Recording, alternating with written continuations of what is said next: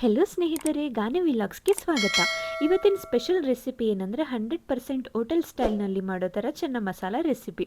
ಇದನ್ನ ನಾವು ಚಪಾತಿ, ಪೂರಿ, ಕುಲ್ಚಾ, ರೊಟ್ಟಿ ಮತ್ತು ಬಟರ್ ನಾನ್ ಜೊತೆ ತಿನ್ಬೋದು. ಟೇಸ್ಟ್ ಅಂತೂ ಸೂಪರ್ ಆಗಿರುತ್ತೆ.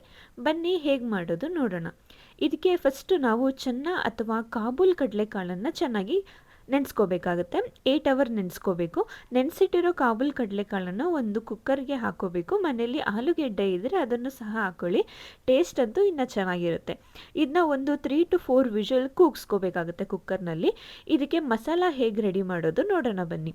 ಒಂದು ಮಿಕ್ಸಿ ಜಾರ್ಗೆ 1 ಕಪ್ ಕಾಯಿ, ಸಣ್ಣ ಈರುಳ್ಳಿ, 1 ಟೊಮೆಟೊ, ಚಕ್ಕೆ, ಲವಂಗ, ಜೀರಿಗೆ, ಸೋಂಪು, ಒಂದು 4 ರಿಂದ 5 ಗೋಡಂಬಿ, 1 ಎಸಳು ಬೆಳ್ಳುಳ್ಳಿ, ಶುಂಠಿ, ಪುದೀನ, ಕೊತ್ತಂಬರಿ ಸೊಪ್ಪು ಇಷ್ಟನ್ನು ಹಾಕ್ಕೊಂಡು ಚೆನ್ನಾಗಿ ಗ್ರೈಂಡ್ ಮಾಡ್ಕೋಬೇಕು.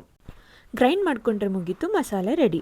4 ರಿಂದ 5 ವಿಷಲ್ ಬಂದಾದಮೇಲೆ ಕುಕ್ಕರ್ ಓಪನ್ ಮಾಡಿ ಆಲೂಗೆಡ್ಡೆನ ಸಪ್ರೇಟ್ ಮಾಡಿಕೊಂಡು ಸಿಪ್ಪೆ ಎಲ್ಲ ಬಿಡಿಸಿ ಸ್ಮ್ಯಾಶ್ ಮಾಡಿಕೊಂಡು ಎತ್ತಿಟ್ಕೋಬೇಕು.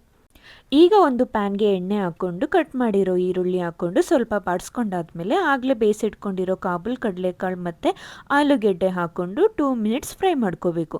ಈಗಾಗಲೇ ರೆಡಿ ಮಾಡ್ಕೊಂಡಿದ್ದ ಮಸಾಲೆನ ಹಾಕ್ಕೊಂಡು ಮಿಕ್ಸ್ ಮಾಡಿ 1 ಗ್ಲಾಸ್ ವಾಟರ್ ಹಾಕ್ಕೊಳ್ಬೇಕು.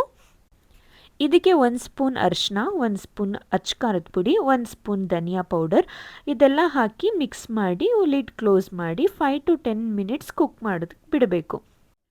10 ಮಿನಿಟ್ಸ್ ಆದಮೇಲೆ ಲಿಡ್ ಓಪನ್ ಮಾಡಿ ನೋಡಿದ್ರೆ ಆಯಿತು, ಚೆನ್ನ ಮಸಾಲ ಅಥವಾ ಕಾಬೂಲ್ ಕಡಲೆಕಾಳು ರೆಸಿಪಿ ರೆಡಿಯಾಗಿರುತ್ತೆ. ನಮ್ಮ ಮನೇಲಿ ಇವತ್ತು ಚೆನ್ನ ಮಸಾಲಾನ ಚಪಾತಿ ಜೊತೆ ಮಾಡ್ಕೊಂಡು ತಿಂತಾ ಇದ್ದೀವಿ. ಟೇಸ್ಟ್ ಅಂತೂ ತುಂಬ ಸೂಪರಾಗಿ ಬಂದಿತ್ತು. ನೀವು ಒನ್ಸ್ ನಿಮ್ಮ ಮನೇಲಿ ಚಪಾತಿ, ಪೂರಿ, ರೊಟ್ಟಿ, ಕುಲ್ಚಾ ಅಥವಾ ಬಟರ್ ನಾನ್ ಜೊತೆ ಮಾಡ್ಕೊಂಡು ತಿನ್ನಿ.